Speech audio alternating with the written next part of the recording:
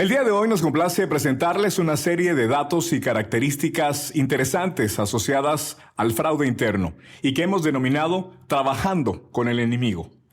La idea es identificar de manera general las condiciones asociadas al fraude interno, donde veremos algunas tipologías, perfiles, métodos, señales de alerta, al igual que debilidades de los sistemas de control interno y externo.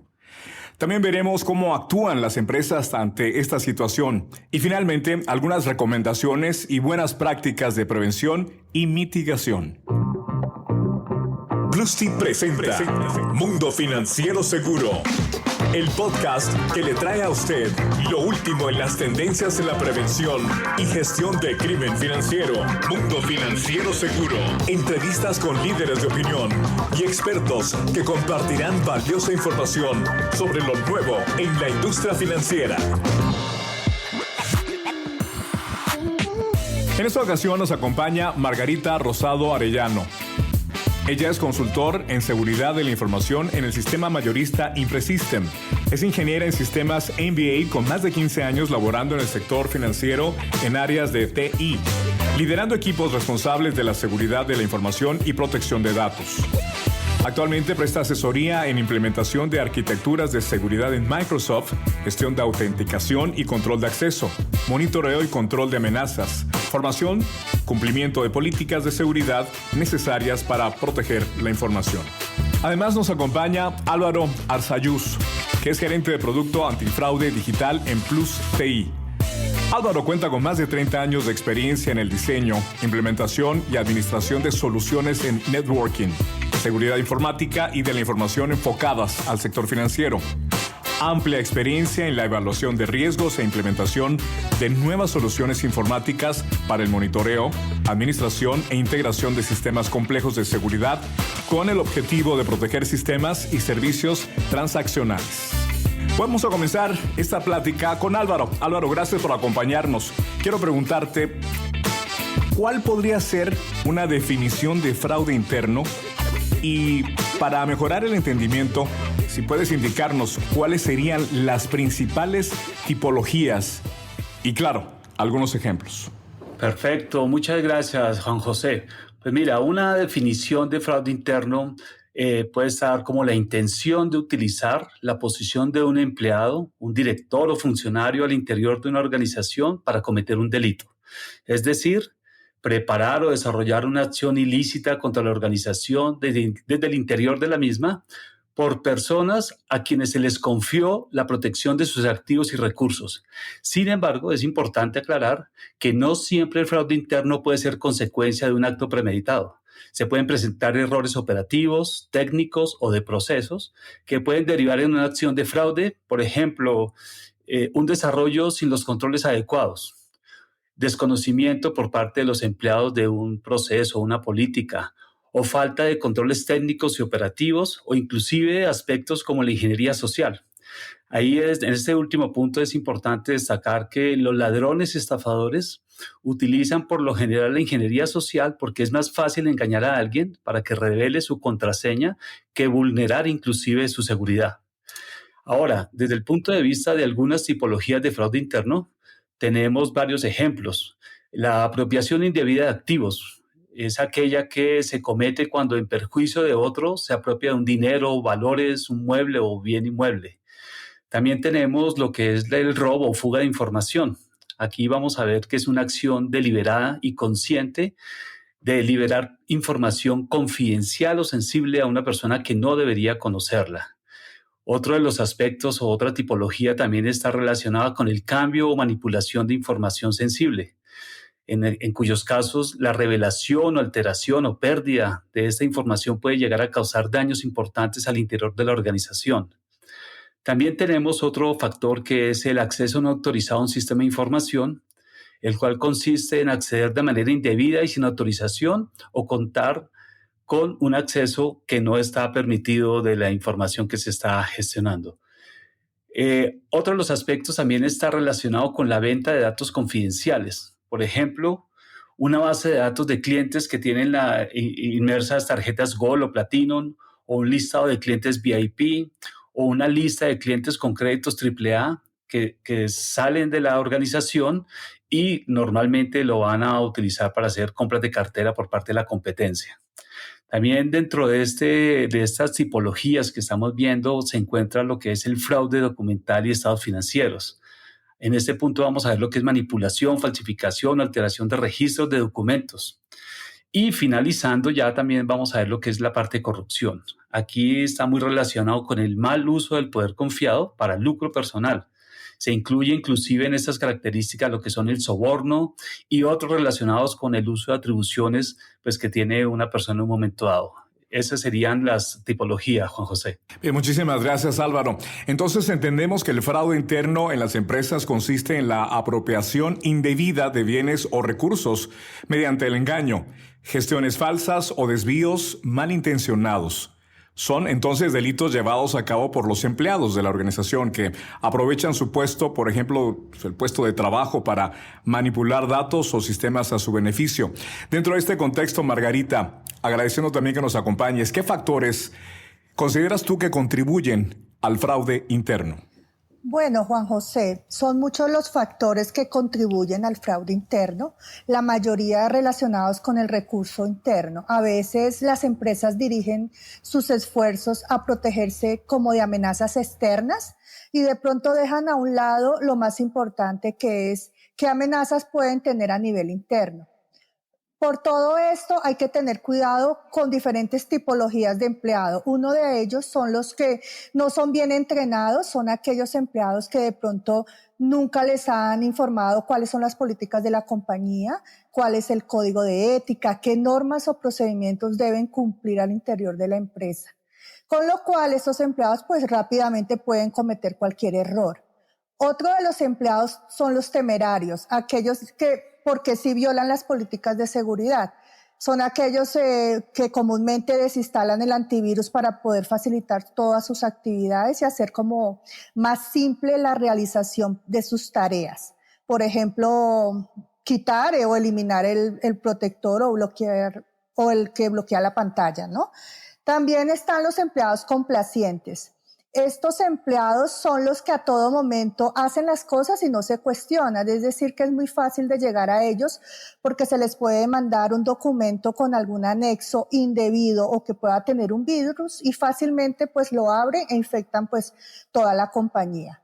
En el caso de aquellos empleados descuidados, son los que no les conocen las reglas pero no les gustan aplicarlas. Son aquellos que de pronto, estando en vacaciones, saben que no pueden entrar a la empresa, pero entran con su password o dejan su password para que alguien más haga las actividades pues, a nombre de ellos. Y por último están los empleados descontentos.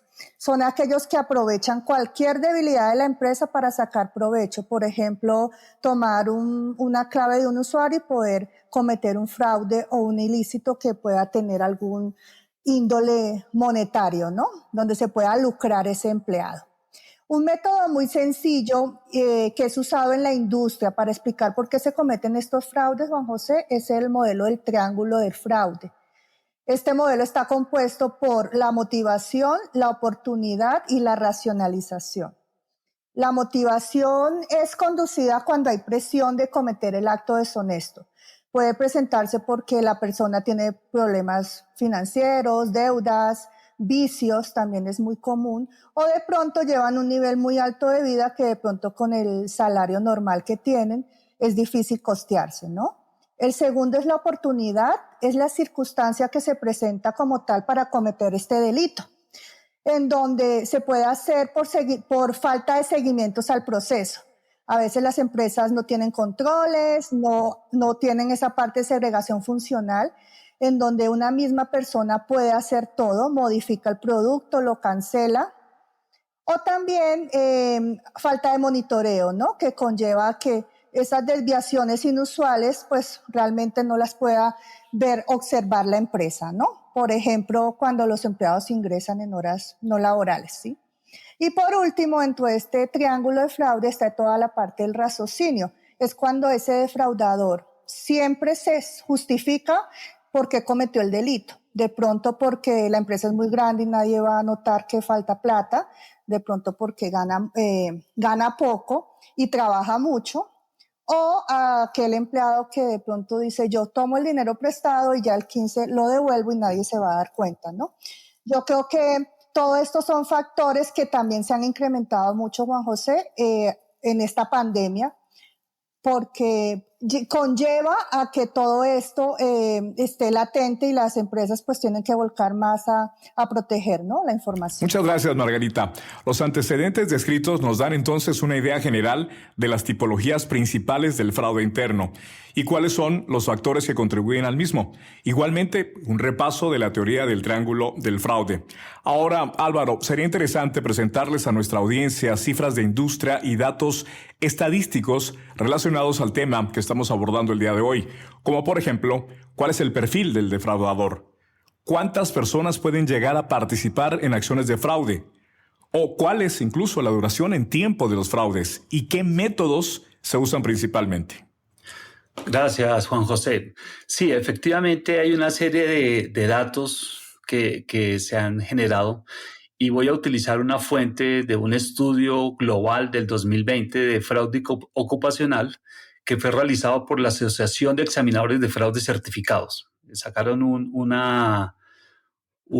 estudio muy, muy interesante. Es producto de un análisis de un poco más de 2.500 casos de fraude ocupacional que fueron investigados entre el 2018 y el 2019, y algunas otras cifras también que voy a presentar están relacionadas con un estudio estadístico realizado por el BDO, que es una red internacional de empresas de contabilidad, impuestos y consultoría. Entonces, aprovechando pues esas publicaciones, hay unos datos muy interesantes para analizar desde el punto de vista de lo que es los perfiles del defraudador y cuántas personas pueden llegar a ocupar, cuántas personas pueden llegar a participar en acciones de fraude y otros datos.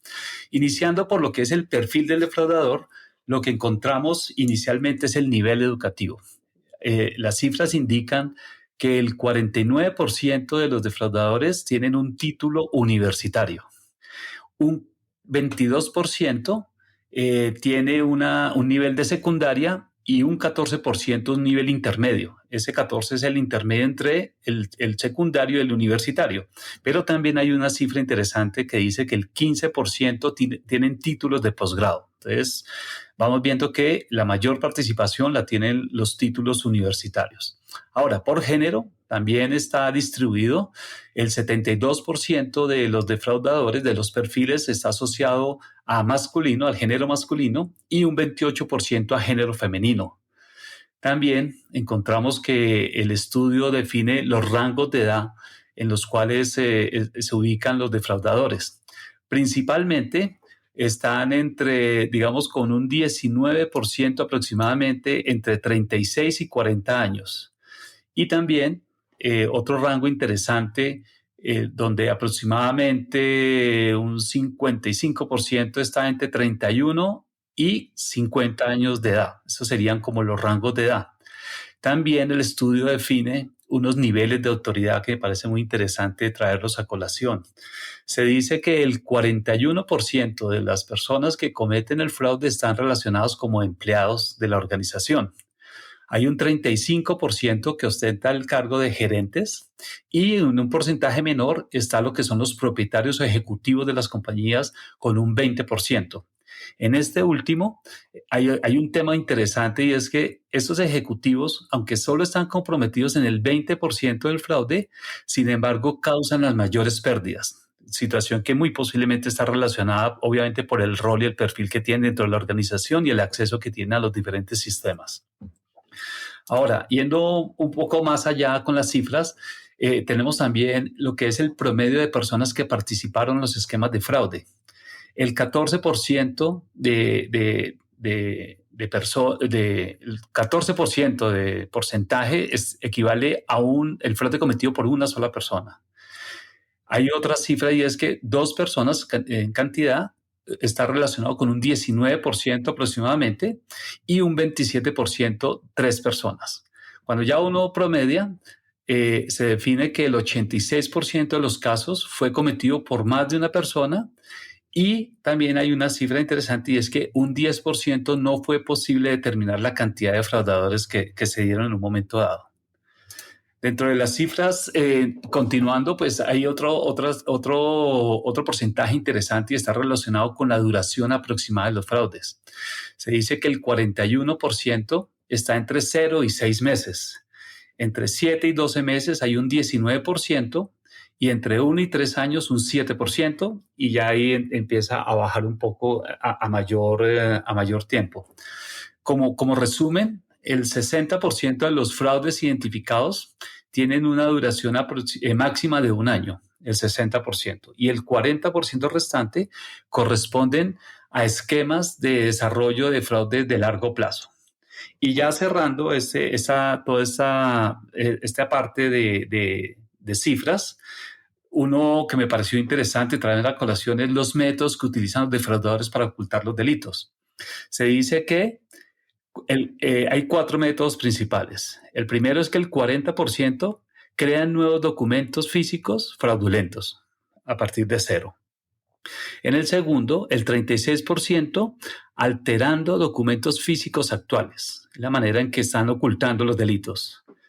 En tercero está el 27% alterando documentos o archivos electrónicos. Y el cuarto, el 26% creando documentos o archivos electrónicos fraudulentos. Entonces, esas serían como las cifras que se pueden evidenciar y que son pues muy interesantes para identificar cuáles son, digamos, estos perfiles que están utilizando los defraudadores. Juan José. Vamos ahora contigo, Margarita. Una de las formas de identificar acciones de fraude interno es a través de señales de alerta.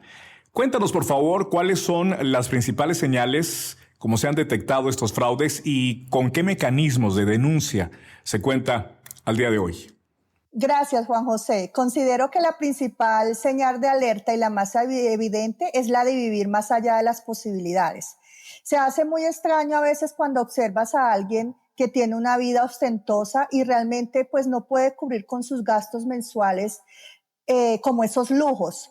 Dentro de los múltiples estudios que hay en el medio, ese es uno de los factores principales que rankean como tal en las señales de alerta, ¿sí? Otros factores de alerta son las dificultades financieras por las que puede estar pasando un empleado. A veces hay cercanías con el proveedor y no se respetan esas políticas de ética cuando haces una negociación. A veces encuentras personas que mantienen a la defensiva, que se irritan con facilidad, o de pronto se sienten como atacados, ¿no? Cada vez que alguien le encomienda una labor. Algunas personas pueden tener vicios que son señales de alerta, o problemas familiares, y muchas otras pues pueden tener unos bajos salarios. También un factor muy importante es cuando las personas no salen a vacaciones, ¿no? Entonces no quieren que otros sepan qué hacen en su función cotidiana y por esto pues evitan tomar su periodo de vacaciones, que debe ser pues obligatorio, ¿no? Los fraudes a menudo son detectados por reportes, pero generalmente no hay un buen monitoreo en las empresas para poder detectar si efectivamente se están haciendo fraudes, ¿no? Por personal interno al interior de la organización. Otros métodos por el cual se puede detectar el fraude son por denuncias, por un canal de ética que las empresas normalmente tienen. Las auditorías contribuyen mucho, sean internas o externas, a detectar posibles fraudes. Y también todos los controles que hagan las áreas de cumplimiento o riesgos de la empresa. También se puede hacer por denuncias que hacen, sobre todo de forma anónima, ¿no? Es muy común. Otros medios por el cual se detecta el fraude son por denuncias por el canal de ética de la empresa, auditorías realizadas internas o externas, o por controles realizados por esas áreas de cumplimiento y riesgos al interior de la organización. Considero que aunque existen canales de denuncia, falta conciencia en las empresas para reportar. A veces, no sé, por miedo a generar polémica que puedan afectar la imagen de la empresa, o por otros factores, falta de difundir masivamente esos canales habilitados, ¿no? Para reportar fraudes informáticos. Muchos estafadores en esta época de pandemia utilizan sobre todo la ingeniería social, porque es muy fácil engañar a las personas pidiendo información confidencial y así pues no tienen que tomarse la molestia como de vulnerar, ¿no?, la seguridad. Los mecanismos de denuncia más usados, según las estadísticas, eran las líneas telefónicas directamente. Pero hay otros métodos que han tomado relevancia, ¿no?, ya que entra a jugar toda la parte del anonimato como tal, para que la persona no se sepa quién denuncia, ¿no? Por eso se han implementado las líneas de ética, envío, no sé, de formularios. Y todo esto le llega como tal a un área puede ser de ciberseguridad o a un equipo de investigación de fraudes que existe en la empresa. También otra forma de reportarlo es al superior inmediato, aunque no es muy común, pero lo puede hacer como tal el empleado que note algo indebido dentro de la empresa. Dado lo anterior, yo considero que las organizaciones deben como tal orientar toda esta parte de denuncias hacia entornos más digitales, Juan José. Eso sería lo ideal. Gracias, Margarita, por compartirnos estas muchas causas que originan el fraude interno. Una de las principales, entonces, es la falta de estructuras en las organizaciones. Y en ese sentido, Álvaro, ¿cuáles serían, según tu visión, las principales debilidades que aportan al fraude interno? Sí, Juan José, pues mira, yo veo que desde el punto de vista de debilidades que aportan al fraude interno, ahí tengo unas 6, 7 características o principales debilidades que aportan. Las primeras dos pues, están muy asociadas a lo que es la deficiencia o inclusive ausencia de control interno. Hay muchas compañías que no tienen unos sistemas muy fuertes o establecidos desde el punto de vista de control interno. Seguido también de una deficiente supervisión o control por parte de la gerencia o la alta dirección. Es otra característica también. Igualmente, los directivos que no inspiran una cultura ética. No hay como lo comentaba Margarita hace un momento, no hay una línea de ética, unos canales de ética, un código de ética, no existen y no lo promueven tampoco. También aporta el hecho de no contar con personal calificado en la supervisión de controles. Puede que existan procesos, pero si las personas no están suficientemente capacitadas o calificadas, pues evidentemente no van a ser débiles los procesos de control que ejecuten. Suman también las debilidades, lo que es la ausencia de auditorías independientes y una jerarquía poco clara también. Y ya cerrando, también encontramos que se evidencian esquemas de reportes de información insuficiente. Todo este tema de reportería, monitoreo sobre la misma se da de manera insuficiente y pues eso contribuye a estas debilidades que estamos indicando, Juan José. El fraude interno es una aflicción que afecta múltiples aspectos del negocio de las instituciones, causando grandes pérdidas a manos de personal interno. Para identificar las causas y anticiparse al fraude, es fundamental abordar la prevención desde el perfil de riesgo del empleado y correlacionar sus operaciones y conducta transaccional a través de los sistemas a los que tiene acceso. Estos aspectos se complementan con el seguimiento continuo para mantener un perfil de riesgo actualizado del empleado, con base en el conocimiento que se tiene de este, su nivel de responsabilidad y acceso, presión financiera a la que esté sujeto, su comportamiento y nivel de insatisfacción con la empresa. Anticípese al fraude de manera integral e inteligente con las soluciones de Monitor Plus. Estamos analizando cómo prevenir el fraude interno. Margarita, ahora regreso contigo para preguntarte cómo actúan las organizaciones ante situaciones de fraude interno. Juan José, la mejor forma de actuar definitivamente es previniendo. Creo que hay que hacer planes de concientización, hay que educar a las personas, formarlas y sobre todo esto buscando crear una cultura antifraude.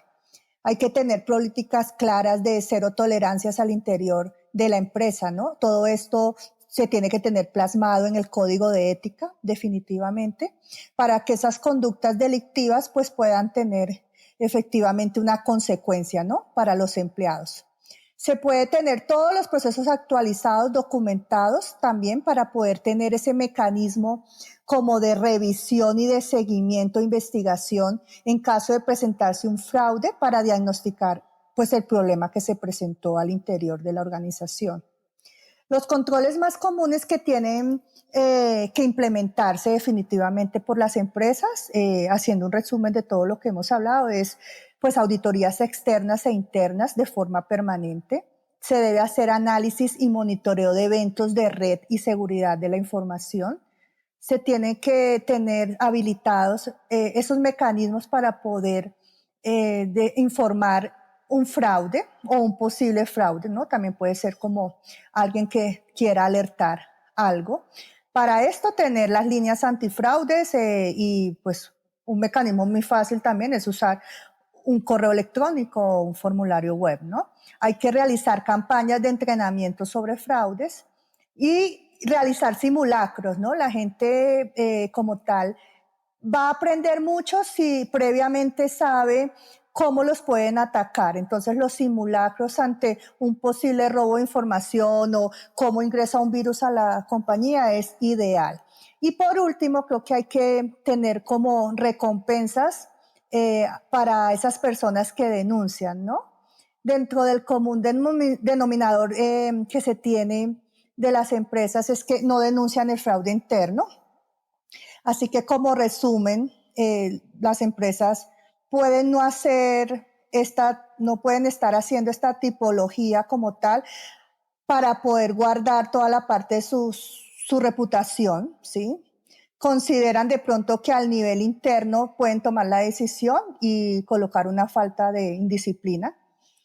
También puede ser porque no tienen ausencia de la evidencia, ¿no? No tienen cómo hacer una acusación, o también evitan demandas legales, o porque esa persona realmente, pues, el que hizo el fraude ya no está, ¿no? Puede ser que se haya fugado. Entonces, pues, así es como deben actuar las organizaciones para poder prevenir el fraude interno, ¿no? Gracias, Margarita. Ahora, Álvaro, cerrando este podcast, ¿qué recomendaciones y mejores prácticas nos puedes comentar, pues precisamente para prevenir y mitigar el fraude interno? Sí, Juan José.